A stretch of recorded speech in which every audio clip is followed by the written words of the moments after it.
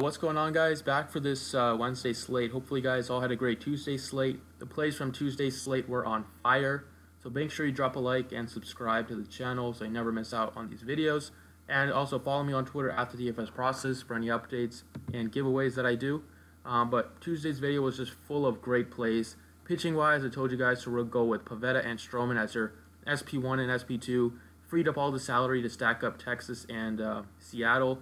That's exactly what I did. Lineup was great. Pivetta and Stroman also got no ownership.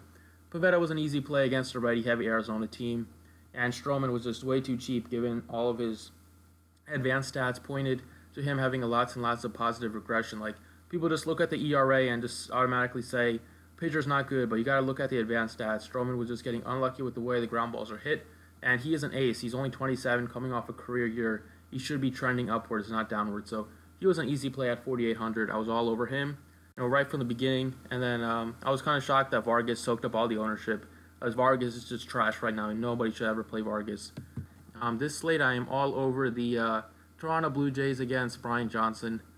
Johnson has just been very, very bad to right-handed hitters this year and for his career. He's coming off a good start. Maybe that will put people on him, but I'm just not a believer in Brian Johnson. Looking at the stats against righties, you should get hit hard in this matchup. The Blue Jays should have 9 righties in there. Against righties, as you see, Johnson has a 284 batting average against. Slugging percentage is over 430. WOBA is 336. Has given up decent amount of home runs to righties, 1.36 per 9 innings. And I just do not feel very good about him. This is a good spot for hitting, and I think the Blue Jays do hit left-handed pitching well, and I like a lot of them today. So I'm all over the Blue Jays stack. First pitcher I love is Trevor Richards at 7,800. I like Richards a lot. He has good stuff. He's been pitching good. He doesn't get a lot of respect pitching for the Marlins, but he's been having a very, very good season, especially as of the past couple months. So he's pitching in the great ballpark in Miami. Should help him out a lot. This Cardinals team is not a great offensive team right now, and Richards does have good strikeout upside, and at home he's been very, very good this year, so I like Richards a lot at 7,800.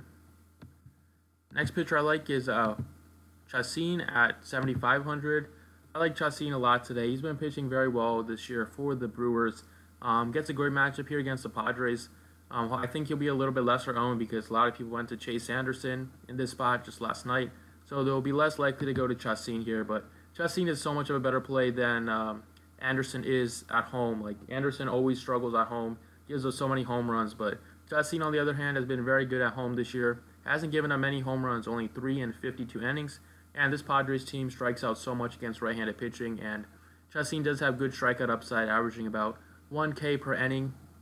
And he has gone over 100 pitches in his last 3 starts, so I'm not worried about him getting pulled earlier in the year like he was at 80 to 90 pitches. So I feel very good about Chacin at 7,500. Allows you to free up so much with the bats. Going with Richards and Chacin allows you to free up whatever you want to do with the bats. So I'm all for that. And then for the ace options we have on the slate, I think Kershaw might get some ownership at 12.8. It's a decent play here against Oakland, but I just can't really pay that much price. Can't pay that much for Kershaw on this slate. And then Severino, I think something might be wrong with Severino. 4 very, very bad starts in a row. That just doesn't happen with an ace. You might see 1 or 2 starts in a row that they get rocked, but 4 starts in a row might signal that something might be wrong with him. You might be hurt because you even had a couple easy matchups in there, like Tampa Bay and Kansas City, and they roughed him up too. So it could be a good spot hit for him to get back on track against the White Sox, but I think something might be wrong with Severino, and I can't pay that price tag, knowing that he just hasn't been performing as of late. So I think Severino is going to get a lot of ownership, but I can't get behind that. But on to the bats we go. Second base, I love Devin Travis at 3,700. He has just been a very, very good hitter. He's hitting second in the batting order against a lefty. Should do that again against Brian Johnson. Has been hitting the ball very well as of late and has a lot of power against left-handed pitching. Last couple seasons, he's been absolutely crushing lefties. Sample size is not great, but as you see the numbers here, he's hitting 302 against them this year with a 540 slugging percentage, 238 ISO with a WOBA of 361. That is just awesome numbers for a guy that's only 3,700 on this slate. So I love Devin Travis against Johnson. Third base, I'm going to go with my buddy Jose Ramirez at 6,000. He is priced up. That's always going to reduce ownership. But it is an amazing matchup here against Jake Odorizzi. Odorizzi is a fly ball pitcher, and we know Ramirez hits the ball in the air. He's just a fly ball hitter, hits a ton of fly balls and home runs. At home, he's been amazing, like I've been saying. 315 average, 660 slugging percentage. Against righties, he's just been dominant. Has a 672 slugging this year. ISO at 369, just ridiculous. And Odorizzi really does struggle to keep the ball in the ballpark. Struggles with home runs, especially in this ballpark. With the way that the Indians hit very well at home, I feel like they're going to get a couple home runs off of Odorizzi, and I love Ramirez. He has good BVP against Odorizzi as well, with a couple home runs in about 11 at-bats, I believe. So I like Ramirez a ton today. And then the outfield, let's start it off with Teoscar Hernandez. I'm all over this Blue Jays stack. I love Teoscar today. Amazing numbers against lefties this year. Teoscar Hernandez against lefties, he has a 513 slugging percentage, a 291 ISO. Just hitting the ball for a long way against lefties, lots and lots of power. Batting average is a bit down at 222, but that's probably because of the difference in BABIP. So he's gotten a bit unlucky. BABIP is 331 against righties, but only 254 against lefties. So I feel like that batting average should rise, but the power numbers are there at least. So I like him a lot against Johnson today.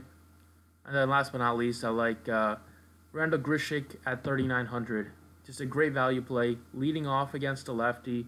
Grichuk has just been mashing the baseball over the past 2 months after he got off to a very poor 2 months to start off the year. At 3,900, he's been absolutely killing the ball at home this year with a 556 slugging percentage. Hasn't hit for power against lefties this year, but that number should come soon. For his career, he's been very good power-wise against lefties, so I don't think that's all going to change in this year. So I still love him against Johnson. Should get 4, maybe 5 at-bats in the spot. So I like a lot of the Blue Jays, like I mentioned, be a kind of a sneaky stack. I don't think a lot of people will go to them, but I really do like them for GPPs today especially. Those are the plays I like for tonight. Be sure to drop a like if you enjoyed. Thanks for watching, and good luck today.